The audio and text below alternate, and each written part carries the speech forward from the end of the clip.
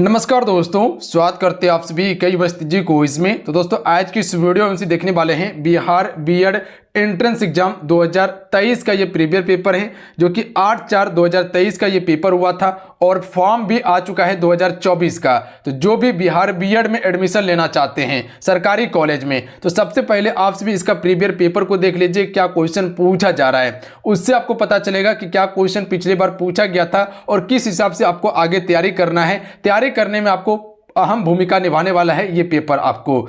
चलिए शुरू करते हैं आज की सेशन को। देखिए आज की सेशन में पूरा 120 क्वेश्चन हम सभी देखने वाले हैं। जो क्वेश्चन पूछा गया पूरा क्वेश्चन हम आपको दिखाने वाले हैं। ये ओरिजिनल पेपर है, इस पे भरोसा कर सकते हैं, कहीं कोई दिक्कत नहीं होगा आप सभी को। तो चलिए शुरू करते हैं। फिर आज की सेशन को लाइक करके आप सभी शेयर अपने दोस्तों में जरूर कीजिएगा। और यहाँ आपको बिहार बीएड एंट्रेंस एग्जाम 2024 का कंप्लीट तैयारी करवाया जाएगा हर सब्जेक्ट का, इसीलिए चैनल को जरूर सब्सक्राइब करके घंटे को प्रेस कर दीजिएगा आपसे फटाफट। तो चलिए शुरू करते हैं। आइए पहला टॉपिक देखिए। पहला टॉपिक है समान जानकारी का, यानी कि कह सकते हैं ये आपका जीके जीएस वाला पोर्शन है समान ज्ञान का। क्वेश्चन है कि निम्नलिखित में से कौन सा वास्तविक उभयचर प्राणी नहीं है। देखिए पूरा क्वेश्चन आपको कवर करवाया जाएगा, हो सकता है नंबर इधर उधर हो जाए, इसके लिए आपको टेंशन नहीं लेना है। अगर इन सेट में किसी भी क्वेश्चन का आंसर पता हो तो अपना आंसर आप नीचे कमेंट बॉक्स में बताते चलिएगा, ताकि आपको एक अंदाज लग सके कि कितने क्वेश्चन आप एक्यूरेट बना पा रहे हैं। तो याद रखिएगा कछुआ जो है कि फ्रेंड ये आपका उभयचर प्राणी नहीं है, जबकि आपका मेढक जो हो जाएगा, टोड हो जाएगा और सेलामांडर हो जाएगा, ये आपका एक उभयचर प्राणी है, ध्यान रखिएगा। देखिए उभयचर प्राणी क्या होता है, ये जमीन और जल दोनों में रहता है, ध्यान रखेंगे आप सभी। उसके बाद अगला क्वेश्चन देख लीजिएगा। क्वेश्चन है कि किसी गैस को द्रव में बदलने के लिए निम्नलिखित में से कौन सी स्थिति सबसे अनुकूल है। Right answer option number A हो जाएगा, उच्च दाब तथा कम तापमान होगा, ध्यान रखिएगा आप सभी। ऑप्शन में ए बिल्कुल करेक्ट आंसर होगा। अगला क्वेश्चन देखिए। अगला क्वेश्चन है कि कौन सा नियम सूर्य के चारों ओर ग्रहों की कक्षाओं का वर्णन करता है। तो इनमें से कौन सा नियम है जो कि सूर्य के चारों ओर ग्रहों की कक्षाओं का वर्णन करता है।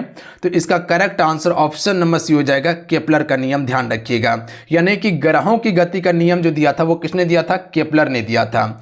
अगर क्वेश्चन पूछा जाए कि न्यूटन का नियम जो है वो किससे संबंधित है, तो ये एक याद रखिएगा कि गति का नियम किसने दिया था, न्यूटन ने दिया था, ध्यान रखिएगा आप सभी। और उसके बाद एक क्वेश्चन आपसे हो सकता है पूछा जाए कि विद्युत चुंबकीय प्रेरण का नियम जो है कि किसने दिया था, फैराडे का नियम था विद्युत प्रेरण या विद्युत चुंबकीय प्रेरण का नियम। उसके बाद एक क्वेश्चन याद रखिएगा जो कि किरचॉफ का ही नियम था कि विद्युत धारा और विभवांतर का जो नियम था वो किसका था, किरचॉफ का नियम था। तो इसे याद रखिएगा, क्वेश्चन से संबंधित प्रश्न है, हो सकता है क्वेश्चन पूछ लिया जाए पेपर में। अगला क्वेश्चन देखिए, किस प्रकार का तत्व ऊष्मा और विद्युत का कुचालक होता है।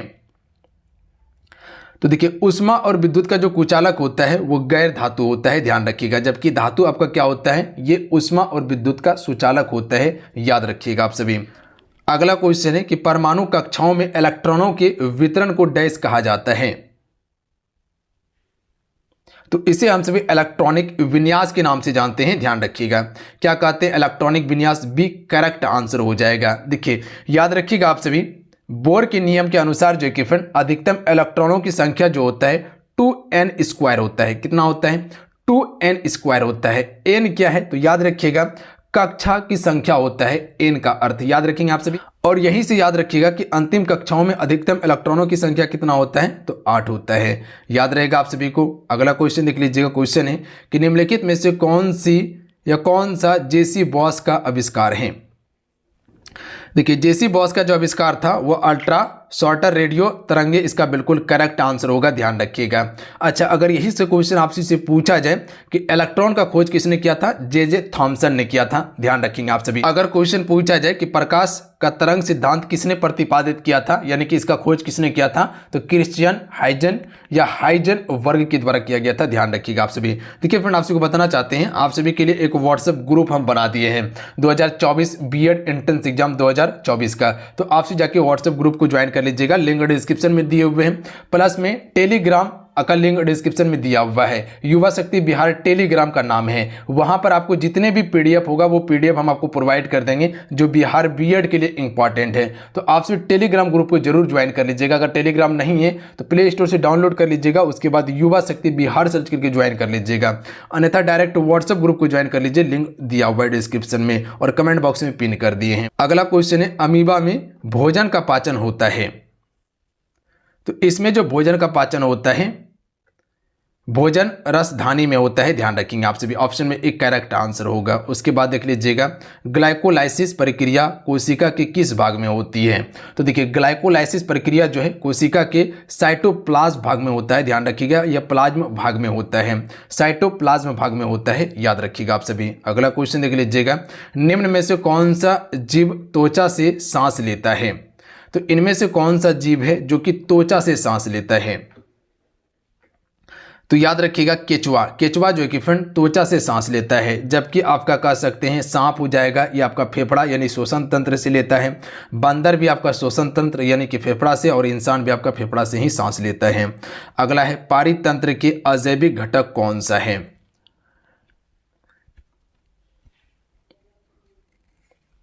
देखिए पारितंत्र का दो घटक होता है, एक होता है जैविक घटक और एक होता है अजैविक घटक। जैविक घटक में क्या आता है, जैसे पेड़ हो गया, पेड़ पौधा हो गया, उसके बाद कह सकते हैं कि जीव जंतु हो गया, ये सभी आपका क्या है, आपका पारितंत्र के अंतर्गत यानी कि जैविक घटक है। जबकि आपका मिट्टी हो गया, प्रोटीन हो गया, कार्बन हो गया, ये सभी आपका अजैविक घटक का उदाहरण है, यानी कि ऑप्शन नंबर डी जो भी टिक करे बिल्कुल करेक्ट आंसर होगा। अगला क्वेश्चन देख लीजिएगा, क्वेश्चन है कि जैव विविधता के 3 अस्त्र हैं, कौन कौन सा है। देखिए जैव विविधता के 3 अस्त्र जो होता है वो क्या क्या होता है वो अनुवांशिकी, प्रजातियां और पारिस्थितिकी हो जाएगा, यानी कि ऑप्शन नंबर डी इसका बिल्कुल करेक्ट आंसर होगा। ध्यान रखिएगा आप सभी, क्या बताएं, अनुवांशिकी, प्रजातियां और पारिस्थितिकी हो जाएगा।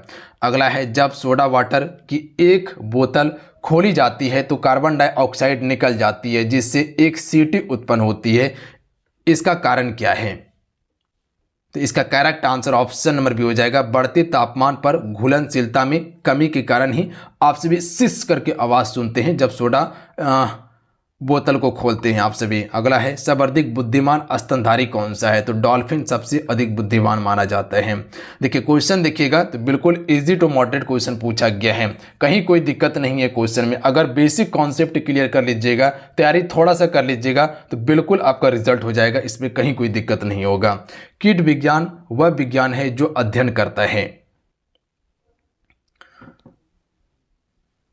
तो correct answer option number B हो जाएगा, कीड़ों का अध्ययन किया जाता है कीट विज्ञान में। याद रहेगा आप सभी को, किसका अध्ययन होता है, कीड़ों का अध्ययन होता है। अगला है, कंप्यूटर की गति को किस में मापते हैं।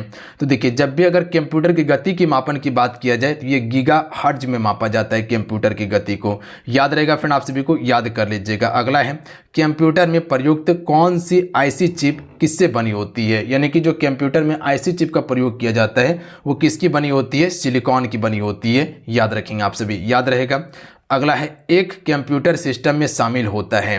तो देखिए एक कंप्यूटर सिस्टम में हार्डवेयर भी होता है, सॉफ्टवेयर भी होता है और परिधीय उपकरण भी शामिल होता है, यानी कि ये सभी शामिल होता है। देखिए जितने भी जुड़े हुए फ्रेंड मेरे साथ आपसे क्लासेस को ज़रूर लाइक कर दीजिएगा। देखिए आपका एक लाइक हमें मोटिवेट कराता है और यही मोटिवेट के कारण आपके लिए बेहतर से बेहतर कंटेंट लाने का कोशिश करते हैं हम सभी। तो एक लाइक ज़रूर कर दीजिएगा। देखिए हम कोशिश करते हैं कि मेरी तरफ से आपको 100% सारा चीज़ दिया जाए, बस आपको क्या करना है, क्लास को लाइक कर देना है और जो भी आपका ग्रुप हो वहां पे आप सभी शेयर अपने दोस्तों में जरूर किया कीजिए इसे। अगला क्वेश्चन है कि अर्थव्यवस्था की केंद्रीय समस्या कौन सी है। Right answer option number A हो जाएगा, संसाधनों का आवंटन। ये जो है कि फ्रेंड अर्थव्यवस्था की एक केंद्रीयकरण की समस्या है। याद रखिएगा आप सभी, संसाधन का आवंटन। अगला है, चंद्रगुप्त मौर्य के 8वें पदाधिकारियों के समूह को कहा जाता है, यानी कि मौर्य वंश से भी क्वेश्चन आपके पेपर में ऑलरेडी पूछा जा चुका है। तो इसका करेक्ट आंसर हो जाएगा ऑप्शन नंबर डी, तीर्थ कहा जाता था। ध्यान रखिएगा आप सभी। अगला क्वेश्चन है, निम्नलिखित में से कौन सा कालानुक्रम को व्यवस्थित करें, यानी कि इनमें से कालानुक्रम को व्यवस्थित करना है कि सबसे पहले कौन सा घटना हुआ था। तो देखिए सबसे पहले जो हुआ था रूसी क्रांति हुआ था। रूसी क्रांति जो हुआ था फ्रेंड आपका 1917 में हुआ था, ध्यान रखिएगा आप सभी, ये चीज़ क्लियर है। उसके बाद आपका अफगानिस्तान पर सोवियत का आक्रमण जो हुआ था वो आपका 1979 में हुआ था, दूसरा नंबर पे आ जाएगा। उसके बाद जो है कि आपका बर्लिन का दीवार जो गिरा था वो आपका 1989 में, यानी कि 1989 में बर्लिन का दीवार गिर गया था। उसके बाद जो है कि सोवियत संघ का विघटन जो हुआ था वो आपका 1991 में हुआ था, ध्यान रखिएगा, यानी कि 1991 में जो है कि सोवियत संघ का विघटन हुआ था। तो इसका करेक्ट आंसर क्या हो जाएगा? डी इसका बिल्कुल करेक्ट आंसर होगा, ध्यान रखिएगा। 4, उसके बाद 1, उसके बाद 2, उसके बाद 3 हो जाएगा, याद रखिएगा आप सभी। अगला क्वेश्चन देख लीजिएगा, उत्तर वैदिक काल में कौन से देवता सबसे प्रमुख स्थान प्राप्त हुआ था? उत्तर वैदिक काल की बात किया गया है, तो इसका करेक्ट आंसर हो जाएगा प्रजापति, याद रखेंगे आप सभी। अगला है व्यवस्था विश्लेषण उपागम किसने प्रतिपादित किया? तो ये प्रतिपादित किया गया था डेविस ईस्टन के द्वारा किया गया था। ऑप्शन में ए बिल्कुल राइट आंसर है। अगला क्वेश्चन देख लीजिए फ्रेंड, अगला क्वेश्चन है निम्नलिखित में से कौन सा बिहार का राज्यपाल है? यानी कि 2023 में जो पेपर हुआ था उस समय क्वेश्चन पूछा गया था कि बिहार का वर्तमान राज्यपाल कौन था?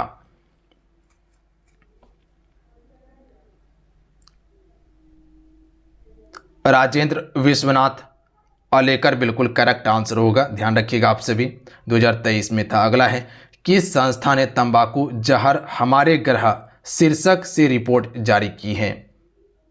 तो ये आपका विश्व स्वास्थ्य संगठन यानी कि WHO के द्वारा किया गया है, ध्यान रखिएगा। ऑप्शन नंबर क्या हो जाएगा? बी करेक्ट आंसर होगा। अगला क्वेश्चन देख लीजिएगा, साहित्य में नोबेल पुरस्कार पाने वाले पहले भारतीय कौन थे? देखिए नोबेल पुरस्कार की बात हुआ है, सबसे पहले नोबेल पुरस्कार की स्थापना 1900 में किया गया था और 1901 में पहली बार नोबेल पुरस्कार दिया गया था। नोबेल पुरस्कार 6 क्षेत्रों में दिया जाता है, साहित्य में दिया जाता है, शांति के लिए दिया जाता है, भौतिकी के लिए दिया जाता है, रसायन विज्ञान के लिए दिया जाता है, उसके बाद चिकित्सा में दिया जाता है और एक आपका दिया जाता है इकोनॉमी में, याद रखिएगा आप सभी। तो सबसे पहले रविन्द्रनाथ टैगोर को 1913 में दिया गया था, डेट को याद रखिएगा, गीतांजलि के लिए। उसके बाद दूसरा जो दिया गया था सीवी रमन को भौतिकी के लिए 1930 में दिया गया था, फ्रेंड याद रखिएगा आप सभी, याद रहेगा। अगला है एक गैर बैंकिंग वित्तीय कंपनी NBFC डैश के तहत पंजीकृत एक कंपनी है, तो इसका करेक्ट आंसर हो जाएगा कंपनी अधिनियम 1956 के तहत पंजीकृत किया गया था, ध्यान रखिएगा। यहाँ पर NBFC भी अधिनियम दिया हुआ है बट नहीं होगा, कंपनी एक्ट 1956 इसका बिल्कुल करेक्ट आंसर होगा। अगला है कि दक्षिण भारत की सबसे बोली जाने वाली साहित्यिक भाषाओं में सबसे पुरानी भाषा कौन सी है? देखिए दक्षिण भारत की सबसे पुरानी भाषा जो माना जाता है वो तमिल भाषा को माना जाता है, याद रखेंगे आप सभी। ऑप्शन नंबर क्या हो जाएगा? डी बिल्कुल करेक्ट आंसर होगा, क्लियर है। उसके बाद अगला क्वेश्चन देखिए, अगला क्वेश्चन है कि 20 अगस्त को किस रूप में मनाए जाते हैं? देखिए 20 अगस्त को हम सभी मनाते हैं संत भावना दिवस के रूप में मनाते हैं, याद रखिएगा। पृथ्वी दिवस कब मनाया जाता है? तो पृथ्वी दिवस हर एक वर्ष 22 अप्रैल को मनाया जाता है। नो टोबैको डे कब मनाया जाता है? तो ये आपका 31 मई को मनाया जाता है, याद रखिएगा आप सभी, 31 मई को। अगला है किडनी की मूल कार्यात्मक इकाई है, तो देखिए किडनी की मूल कार्यात्मक इकाई क्या है? नेफ्रॉन इसका बिल्कुल करेक्ट आंसर होगा, ऑप्शन नंबर बी, याद रहेगा आप सभी को। अगला क्वेश्चन देख लीजिएगा, चिकनगुनिया का कारण क्या है? तो देखिए चिकनगुनिया जो होता है ये मच्छर वायरस के काटने से होता है, ऑप्शन नंबर क्या हो जाएगा? सी करेक्ट आंसर हो जाएगा, यानी कि RNA वायरस के कारण ये आपका चिकनगुनिया होता है। अगला है निम्नलिखित में से कौन सा अंतर्राष्ट्रीय टेनिस टूर्नामेंट ग्रॉस कोर्ट पर आयोजित किया जाता है? देखिए ग्रॉस कोर्ट की यहां पर बात किया गया है, तो विंबलडन ओपन जो है ये आपका ग्रॉस कोर्ट में किया जाता है, जबकि फ्रेंच ओपन आपका क्ले कोर्ट में होता है, फ्रेंच ओपन। जबकि आपका USA ओपन जो होता है यह हार्ड कोर्ट में होता है और आपका ऑस्ट्रेलिया ओपन भी हार्ड कोर्ट में होता है। अगला है जहांगीर खान किस खेल में प्रसिद्ध हैं? स्क्वैश में सबसे प्रसिद्ध था जहांगीर खान। अगला है ज्ञानपीठ पुरस्कार निम्नलिखित में से किस क्षेत्र में उत्कृष्टता के लिए दिया जाता है? यानी कि उत्कृष्टता के लिए दिया जाता है ज्ञानपीठ पुरस्कार। तो याद रखिएगा ये 1965 से दिया जा रहा है ज्ञानपीठ पुरस्कार और ये आपका साहित्य में दिया जाता है। और जो 8वीं अनुसूची में 22 भाषा जो आप सभी देखते हैं वो सभी भाषाओं में जो है कि ज्ञानपीठ पुरस्कार दिया जाता है। अगला क्वेश्चन देखिए, किस अभिनेता की आत्मकथा शीर्षक खुल्लम खुल्ला है? तो ये जो था ऋषि कपूर का था। Option number C correct answer होता। अगला है, फियरलेस गवर्नेंस पुस्तक के लेखक कौन हैं? तो इसके लेखक जो था फ्रेंड किरण बेदी था, जो कि एक आईपीएस थी Kiran Bedi. Option number D correct answer होगा। अगला है, संगई महोत्सव किस राज्य में मनाया जाने वाला एक सांस्कृतिक उत्सव है, यानी कि सांस्कृतिक उत्सव है? तो ये आपका मणिपुर राज्य में मनाया जाता है संगई महोत्सव को, यानी कि महोत्सव भी काफ़ी इंपॉर्टेंट है, क्वेश्चन पूछा गया है महोत्सव से। अगला क्वेश्चन देख लीजिएगा, क्वेश्चन है कि कोकन नौसैनिक अभ्यास किन दो देशों के बीच आयोजित किया जाता है? तो ये आयोजित किया जाता है भारत और यूनाइटेड किंगडम के मध्य में। ऑप्शन में सी करेक्ट आंसर होगा। अगला है, भारत के प्रथम मुख्य न्यायाधीश कौन थे? तो देखिए, भारत का पहला मुख्य न्यायाधीश जो था फ्रेंड वो हीरालाल जे कौर्निया था। कौन था? हीरालाल जे कौर्निया, जो कि 1950 से लेकर 1951 तक हुआ था। अगला है, भारत में नीली क्रांति का जनक किसे कहा जाता है? नीली क्रांति यानी कि मत्स्य पालन की यहाँ पर बात किया गया है। हीरालाल चौधरी इसका बिल्कुल करेक्ट आंसर होगा, ध्यान रखिएगा आप सभी। अच्छा, वर्गीज कुरियन को हम किस लिए जानते हैं? दूध क्रांति के लिए जानते हैं। उसके बाद एमएस स्वामीनाथन को किस लिए जानते हैं? हरित क्रांति के लिए जानते हैं एमएस स्वामीनाथन को, याद रहेगा आप सभी को। भारत में सूचना क्रांति के लिए हम सभी सेम पित्रोदा को जानते हैं। अगला क्वेश्चन देखिए, इंटरनेट के संदर्भ में यूआरएल का फुल फॉर्म क्या होता है? यूआरएल आप सभी देखे होंगे, इसका फुल फॉर्म होता है यूनिफॉर्म रिसोर्स लोकेटर होता है, याद रखिएगा आप सभी। यह आपका जीके जीएस का कुल 40 प्रश्न आपका कंप्लीट हुआ। अब हम सभी देखते हैं विद्यालयों में शैक्षणिक अधिगम और पर्यावरण, इसका जो टॉपिक एक दिया हुआ है जिससे कि क्वेश्चन पूछा जाता है, इसी टॉपिक को हम सभी कंप्लीट करेंगे। और ये क्वेश्चन आपके पेपर 2023 में पूछा गया था। क्वेश्चन है कि शिक्षक किस अर्थ में परामर्शदाता नेतृत्व प्रदान करता है? अगर किसी भी क्वेश्चन का आंसर पता हो तो आंसर करते चलिएगा आप सभी। तो किस रूप में किया जाता है? राइट आंसर ऑप्शन में डी हो जाएगा। वो अपने शिक्षार्थियों को अपने मानसिक दृष्टिकोण, ज्ञान, कौशल और चरित्र से प्रभावित करता है। ध्यान रखिएगा, ऑप्शन में डी करेक्ट आंसर होगा। इसमें सिर्फ समझना है और उसके बाद आंसर करना है। क्वेश्चन है कि टीम निर्माण के किस दृष्टिकोण में एक नेता एक कृत्रिम टीम बनाता है, जहां सदस्य अन्य सदस्यों के व्यवहार से बातचीत करता है, चर्चा करता है और सीखता है? तो इसका करेक्ट आंसर क्या होगा? ऑप्शन पढ़िएगा। तो इसका राइट आंसर हो जाएगा अनुकरण विधा दृष्टिकोण, इसका बिल्कुल करेक्ट आंसर होगा, ध्यान रखिएगा आप सभी। अगला है, शैक्षिक कंप्यूटर का मुख्य कार्य क्या होता है? जो शैक्षिक कंप्यूटर होता है इसका मुख्य कार्य क्या होता है? तो याद रखेंगे आप सभी, डाटा का संरक्षण, उत्तर स्कोर करना, डाटा का विश्लेषण करना, ये सभी कार्य जो है कि शैक्षिक कंप्यूटर यानी कि एजुकेशनल कंप्यूटर का कार्य होता है। अगला है, सीखना हो सकता है। क्या हो सकता है सीखना? तो ये एक औपचारिक और अनौपचारिक दोनों हो सकता है, यानी कि कुछ अच्छा बात भी सीखा जा सकता है, कुछ खराब बात भी सीखा जा सकता है। अगला क्वेश्चन देख लीजिएगा। क्वेश्चन है कि शिक्षण की प्रभावशीलता को किस संदर्भ में आंका जाना चाहिए? अगला क्वेश्चन है कि शिक्षण की प्रभावशीलता को किस संदर्भ में आंका जाना चाहिए? तो इसे जो है कि फ्रेंड छात्रों के सीखने का प्रतिफल के रूप में आंका जाना चाहिए। अगला क्वेश्चन है कि शिक्षण अधिगम प्रक्रिया एक यात्रा है। तो इसी प्रकार से क्वेश्चन आपके पेपर में पूछा जा रहा है, ध्यान रखिएगा, जो पूछा गया था 2023 में। देखिए, इसी प्रकार से आपको पैटर्न अपना के चलना है और इसी हिसाब से तैयारी करते चलना है। ऐसा नहीं मानना है कि बहुत कठिन प्रश्न पूछा जाता है और बहुत सारा लोड लेके तैयारी कीजिए, ऐसा बिल्कुल नहीं कीजिएगा। जो पूछा गया उसी लेवल का तैयारी कीजिए, थोड़ा सा अप करके चलिएगा आप सभी। बाकी बात हम हैं, हम आपको तैयारी करवाते चलेंगे, जहाँ दिक्कत होगा हम आपको बताते चलेंगे। तो ये सभी इसका बिल्कुल करेक्ट आंसर होगा। ठोस से सार हो जाएगा, ज्ञात से अज्ञात हो जाएगा, सरल से जटिल हो जाएगा। अगला है, सीखना एक प्राकृतिक गतिविधियां हैं। तो ये आपका जीवित प्राणी की गतिविधियां हैं सीखना, याद रखिएगा आप सभी। किसका हो जाएगा? जीवित प्राणी का हो जाएगा। सीखता कौन है? मृत्यु वाला नहीं, जीवित जो रहता है। सहकर्मी समूह का एक समूह है जिसके सदस्य साझा करते हैं। तो इसका करेक्ट हो जाएगा समान तरह की परिस्थितियां साझा करते हैं, सी करेक्ट आंसर होगा। अगला है, पाठ्यचर्या है, यानी कि पाठ्यक्रम की बात यहाँ पर किया गया है। तो ये एक प्रकार का संस्थान की समग्र गतिविधियां हैं, पाठ्यचर्या। अगला है निम्नलिखित में से कौन सा पाठ्यचर्या की प्राकृतिक है, यानी कि कौन सा एक पाठ्यक्रम की प्राकृतिक है। तो इसका राइट आंसर हो जाएगा ऑप्शन नंबर डी, उपयुक्त में से सभी। गंभीर हो जाएगा, रचनात्मक हो जाएगा और रूढ़िवादी, ये सभी पाठ्यचर्या हैं। अगला है कार्यक्रम के सभी तत्वों के बीच सामंजस्य स्थापित करना है। तो ये क्या है, ये एक समन्वय है, ध्यान रखिएगा आप सभी। तो याद रखिएगा कार्यक्रम के सभी तत्वों के बीच सामंजस्य स्थापित करना एक समन्वय है। अगला है उपयोगिता और परिवर्तन डैश के मूल सिद्धांत हैं। तो ये जो है व्यवहारवाद का मूल सिद्धांत है, उपयोगिता और परिवर्तन।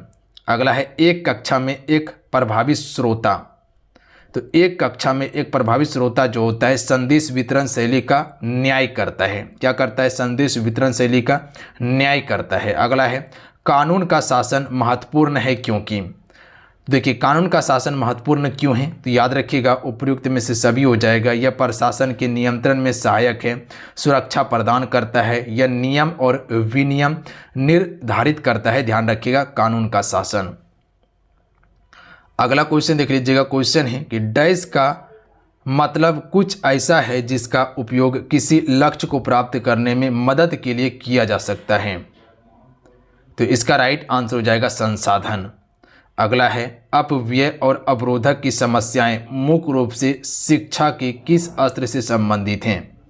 तो ये संबंधित है प्राथमिक स्तर, इसका बिल्कुल करेक्ट आंसर होगा। अगला है भावनाएं और अनुभूति एक दूसरे से डैश हैं। तो ये क्या है, एक साथ बना हुआ है, याद रखिए भावनाएं और अनुभूति। अगला क्वेश्चन देखिए, जो क्वेश्चन पूछा गया था, दर्शन के 4 मुख्य विभाग तत्व मीमांसा, ज्ञान मीमांसा, स्वयं सिद्धि विज्ञान और डैश। तो इसका करेक्ट आंसर हो जाएगा तर्कशास्त्र होगा, ध्यान रखिएगा आप सभी। अगला है शिक्षक प्रति शिक्षण क्यों आवश्यक है। तो ये उपयुक्त सभी करेक्ट आंसर हो जाएगा। शिक्षण कौशल विकसित करने हेतु, विद्यालय संगठन के तरीकों को समझने हेतु, विषय ज्ञान को विकसित करने हेतु जो है कि शिक्षण प्रति शिक्षण आवश्यक होता है। अगला है, अगला क्वेश्चन का आंसर कीजिएगा आप सभी। सिंपोजियम एक प्रकार है। तो सिंपोजियम एक प्रकार का चर्चा विधि है। क्या है जी, चर्चा विधि है। अगला क्वेश्चन है एनईपी को नई पाठ्यचर्या संरचना के अनुसार मध्य चरण में कौन सा कक्षाएं शामिल हैं। तो देखिए मध्य चरण में जो कक्षा होता है 6 से लेके 8 तक होता है, ध्यान रखिएगा आप सभी मध्य चरण में। अगला क्वेश्चन 117 नंबर कि एनईपी 2020 के मूलभूत स्तंभों के संबंध में निम्नलिखित कथनों पर विचार करें। यानी कि सबसे पहले यहां पर क्या आ सकता है, बता सकते हैं आप सभी। इसका करेक्ट आंसर हो जाएगा, पहला हो जाएगा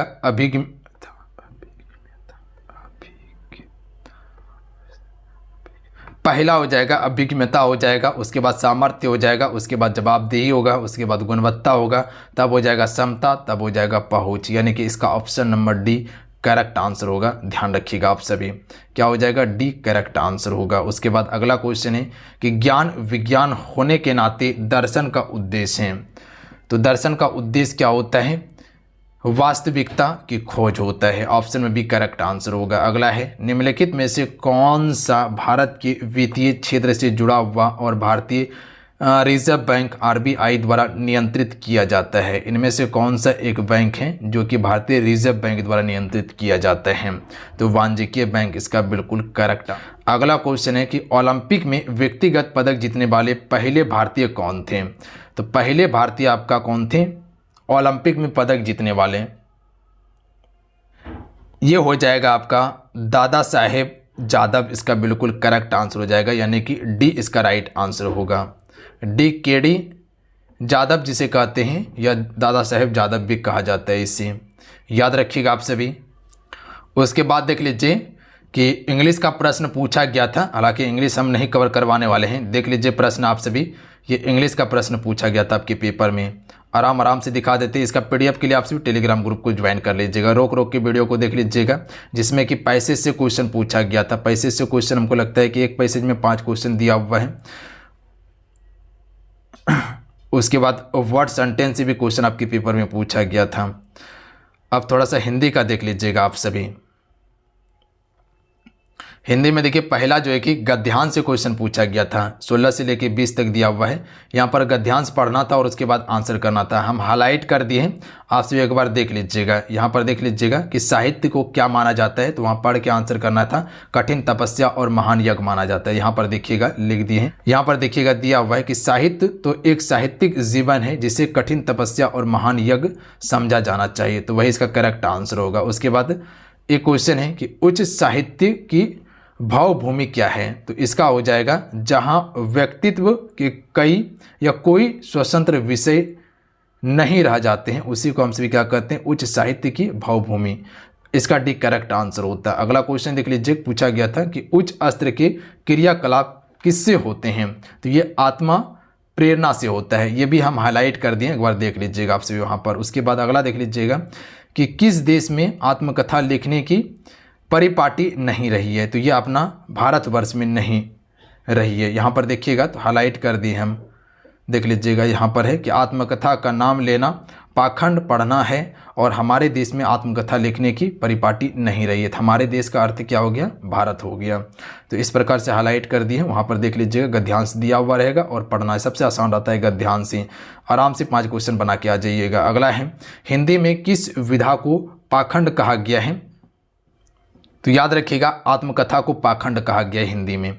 उसके बाद देखिए ये भी आपका गद्यांश का ही पोर्शन था। उसके बाद देख लीजिएगा देवज्ञ का अर्थ क्या होता है, करेक्ट आंसर हो जाएगा ज्योतिषी होता है, ध्यान रखिएगा आप सभी। उसके बाद है कि किस शब्द की वर्तनी शुद्ध है, इनमें से शुद्ध वर्तनी बताना है, तो अत्यधिक, इसका वर्तनी बिल्कुल शुद्ध है, बाकी बात सभी वर्तनी गलत है, यानी कि वर्तनी अशुद्धि से भी क्वेश्चन पूछा गया है।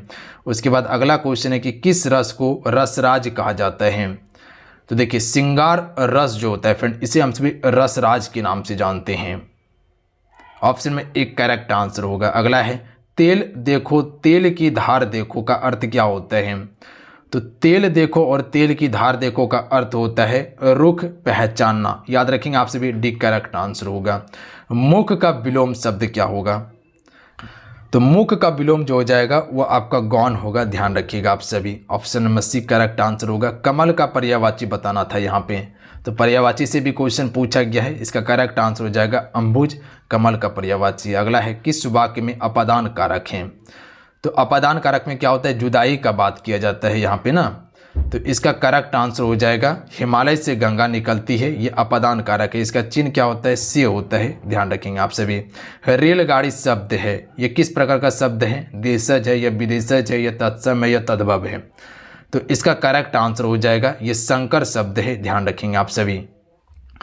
तो संकर शब्द जो होता है इसमें 2 शब्द का मेल होता है, जैसे कि आप सभी जानते हैं कि रेल जो है ये आपका क्या है, ये अंग्रेजी शब्द है, जबकि गाड़ी जो है, गाड़ी आपका हिंदी शब्द है, तो दोनों को मिलाकर रेलगाड़ी बनाया गया, तो ये संकर शब्द हो जाएगा। अगला है, त्रिफला में कौन सा समास है, तो त्रिफला यानी कि यहाँ पर गिनती करने की बात किया गया है, तो इसका करेक्ट आंसर हो जाएगा द्विगु समास। जहाँ पर गिनती करने के लिए संख्या मिल जाए वहाँ द्विगु समास होता है।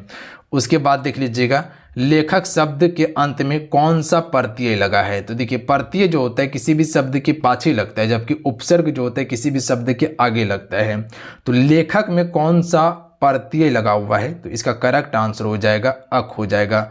उच्चारण करके देखिए, लेखक, अक, अक लगा हुआ है।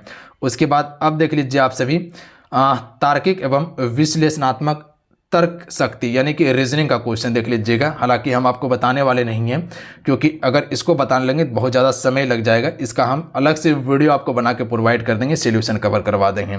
बट आपसे क्वेश्चन देख लीजिए किस प्रकार से क्वेश्चन पूछा गया है। कथन और निष्कर्ष से क्वेश्चन पूछा गया था, यहाँ पर देख सकते हैं, सारा हम आपको दिखा देंगे। बिल्कुल ईजी टू मॉडरेट क्वेश्चन पूछा गया, कहीं कोई दिक्कत नहीं होगा, बिल्कुल हम डिटेल्स आपको यहीं पर पढ़ा देंगे। आराम से बना लीजिएगा आप सभी, कहीं कोई दिक्कत नहीं होगा आपको।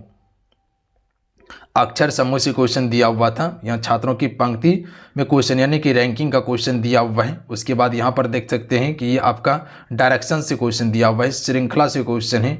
उसके बाद यहाँ पर देख लीजिए आकृति पूर्ति करने के लिए दिया हुआ था। उसके बाद त्रिभुज गिनने के लिए दिया हुआ है, वर्ग गिनने के लिए दिया हुआ है। उसके बाद यहाँ पर भी देख सकते हैं कि डायरेक्शन का क्वेश्चन दो क्वेश्चन पूछ लिया गया है, अर्थ को पूर्ण करने के लिए दिया हुआ है। उसके बाद यहाँ पर देखिएगा तो अक्षर शब्द संख्या से क्वेश्चन पूछा गया है कि कैंची कपड़ा से संबंधित है, तो उसी प्रकार से जो है कुल्हाड़ी लकड़ी से संबंधित है। उसके बाद देख लीजिएगा कोडिंग डिकोडिंग से क्वेश्चन पूछा गया है। तो रीजनिंग का कुछ इसी प्रकार से बिल्कुल इजी क्वेश्चन पूछा गया, कहीं कोई दिक्कत नहीं होगा, आराम से बना सकते हैं। ये गणितीय समीकरण से क्वेश्चन है, यहाँ लुप्त संख्या से क्वेश्चन पूछा गया है, डायरेक्शन का 3 क्वेश्चन हो गया, यह आपका डिग्री वाला क्वेश्चन पूछा गया रीजनिंग में।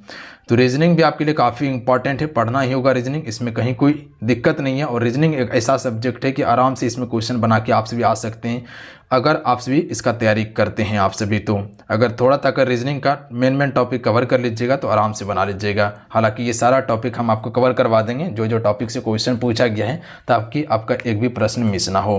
तो ये पूरा हम आपको पेपर दिखा दिए, 120 क्वेश्चन का पेपर है। अब बिल्कुल ये ऑथेंटिक ओरिजिनल पेपर था, इसमें बिल्कुल आप सभी इस पर भरोसा कर सकते हैं, कहीं कोई दिक्कत नहीं है। जो पूछा गया है वही आपको बताया गया है। तो आप सभी अगर आगे तैयारी करना चाहते हैं बिहार बीएड एंट्रेंस एग्जाम्स का, जो भी फॉर्म भरने वाले हैं और 2024 में एंट्रेंस एग्जाम देने वाले हैं, जिसका भी सपना है सरकारी कॉलेज मिल जाए, तो आप सभी अभी से तैयारी शुरू कर दीजिए। हम जल्दी आपका क्लासेस शुरू कर देंगे और प्रॉपर आपको बुक आपको बता देंगे, इसका एग्जाम पैटर्न क्या है, कैसे तैयारी करना है, वो सारा स्ट्रेटेजी आपके पास शेयर करने वाले हैं। जल्दी एक वीडियो और आएगा, उसको ज़रूर देख लीजिएगा। आप सभी मिलते हैं। जय हिंद, वंदे मातरम। जाते जाते फ्रेंड क्लास को लाइक करके आप सभी शेयर अपने दोस्तों में ज़रूर करके जाएंगे। जय हिंद।